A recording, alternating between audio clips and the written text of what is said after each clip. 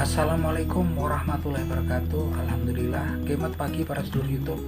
Ketemu lagi dengan saya Agung Wijanarko. Oke para sedulur, seperti biasa di pagi hari ini saya ingin ngajak para sedulur-sedulur saya, sobat-sobat saya yang sudah subscribe dan join di kanal YouTube saya ini untuk ngobrol-ngobrol santai seputaran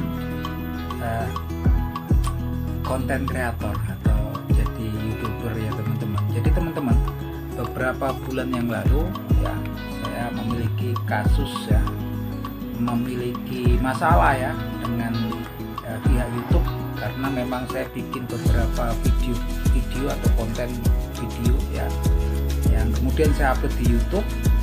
Tiba-tiba beberapa konten saya itu yang ada di beberapa channel YouTube saya terkena pedoman komunitas. Alasannya di sini adalah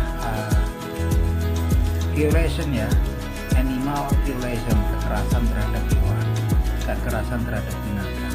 Jadi ceritanya gini teman-teman, karena memang saat ini persaingan di per-YouTubean ini luar biasa. Saya bikin beberapa video yang kaitannya tentang hewan dan kemudian thumbnailnya itu saya pikir bikin thumbnail yang sangat menarik. Terus terang saya kemudian cari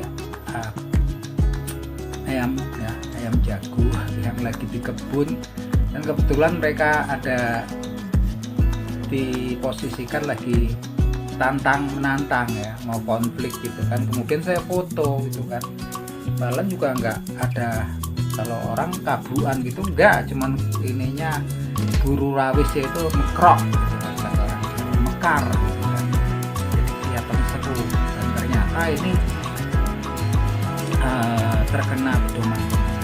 Jadi anehnya di sini, kalau biasanya kalau dibilang dia video yang kaitannya violation ini mau itu videonya yang dihapus, dan ketika yang kasusnya memang di dalam videonya ada konten, ada yang suspek atau dicurigai oleh pihak YouTube ada kekerasan, biasanya videonya dihapus. Dan kadang-kadang kalau yang dalam kasus videonya yang ada di dalam videonya adalah konten kekerasan, dianggap oleh algoritma YouTube sebagai konten kekerasan, biasanya ketika videonya dihapus saya mengajukan banding tuh biasanya beberapa ada yang kemudian bandingnya dikabulkan, ada koreksi ya setelah pemeriksaan manual oleh pihak YouTube. Tapi untuk kasus teman-teman, untuk kasus thumbnail gitu kan, untuk kasus thumbnail ini nggak ada satupun dari konten video saya yang thumbnailnya saya kasih thumbnail yang agak nyerempet yang kaitan sama kekerasan itu yang bandingnya dikabulin. Dan hitungannya sama teman-teman, tetap di pedoman komunitas itu kan ada warning, ada teguran 1, teguran 2, ketika teguran 3 habis channel kita ditutup. Nah ini kemarin udah teguran 1 semua gitu kan, ada beberapa channel. Saya bergerak cepat karena waktu itu saya bikin video banyak yang thumbnailnya saya kasih seperti itu. Kalau nggak saya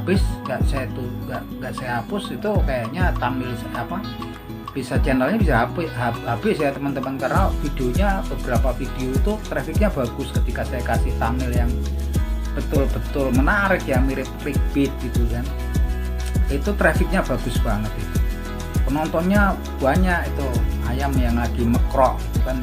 Ternyata itu beberapa video kena itu, ketika untung waktu itu masih teguran 1.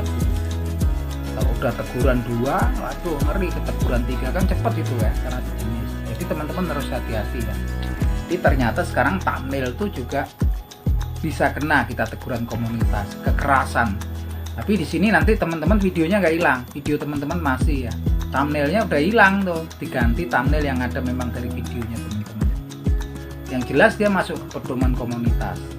Itu hati-hati jadi teman-teman, karena memang algoritma YouTube sekarang, YouTube ini aturannya ketat banget ya, ketat banget. Beberapa waktu lalu saya sempat ngambil video-video dari media di luar YouTube, itu saya ngambilnya pakai kamera ya gitu kan, saya nggak download, saya pakai kamera beberapa potongan aja gitu kan, untuk nambah seru video YouTube saya, untuk menambah menarik video YouTube saya. Ternyata terkena reuse konten ya teman-teman. Waktu itu saya sempat bingung ya, reuse konten yang mana gitu kan, karena memang kemudian video saya di beberapa kanal YouTube saya itu udah banyak ya, sampai ribuan tuh, bingung saya kan. Tapi ya alhamdulillah saya cek kemudian saya video yang saya curigai itu saya hapus semua. yang memang ada potongan-potongan video saya campur di video saya crop di video saya untuk bikin video saya YouTube saya lebih menarik. Dan ternyata itu kan video channelnya itu kena dismonetisasi ya kalau kena reuse konten itu. Dan kemudian ketika saya reapply lagi diterima, alhamdulillah teman-teman. Itu ada beberapa channel waktu itu sekitar 4 atau 5 channel teman-teman. Jadi sekarang harus lebih hati-hati terhadap kasus pedoman komunitas YouTube. Jadi teman-teman kalau jadi YouTuber, jadi konten kreator, yang utama teman-teman harus ngerti ya pasal-pasal aturan di YouTube dan pencegahan. Karena kalau dalam kasus yang pertama tadi thumbnail, ketika saya kan tertarik, ketika terus yang nonton banyak, saya bikin thumbnail yang serupa. Akibatnya apa teman-teman? Waktu itu nyaris ya. Kalau untung saya itu tiap hari buka kanal-kanal YouTube saya. Kalau enggak di email itu kan enggak ketahuan. Teguran 1, teguran 2. Kesempatannya udah teguran ketiga channel kita di remove. Tuh kadang-kadang kita sering blunder di situ. Sama ketika reuse konten, video kita udah mungkin ribuan gitu kan. Ketika kemudian channel kita dismonetisasi, nggak bisa, nggak ada partnership lagi dengan YouTube gitu kan. Itu repot, kita mau nyarinya yang mana gitu kan. Itu lebih berhati-hati. Kalau menurut saya sih yang paling aman sih sekarang memang kalau bisa teman-teman ya videonya video asli yang kita bikin sendiri, dan kalau bisa pasca diupload kita hapus saja dari ini kalau kita bekerja dalam beberapa channel.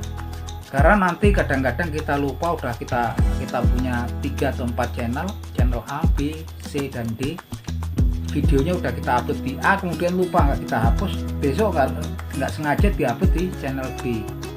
Itu kalau kemudian videonya trafficnya bagus, penontonnya banyak, dia dicek ya sama algoritma YouTube. Dan nanti terkena juga kasus reuse konten. Yang paling parah itu kan kita nggak ditunjukin nih yang mana yang kena reuse konten, kita nyari sendiri gitu kan. Kalau videonya ribuan tentunya repot ya teman-teman. Nah ini pengalaman pribadi saya, semoga bermanfaat, berguna buat teman-teman yang memang pengen punya sampingan, bekerja sampingan sebagai konten kreator.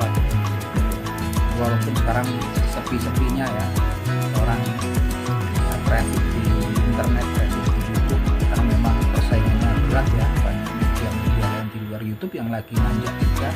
Tapi tetap buat saya pribadi YouTube tetap mantap, YouTube tetap bisa diandalkan untuk menghasilkan sesuatu lah teman-teman. Oke, itu teman-teman. Kalau teman-teman suka obrolan materi yang saya obrolin, jangan lupa teman-teman subscribe dan press bell-nya supaya teman-teman dapat notifikasi kalau saya nanti bikin video-video yang baru.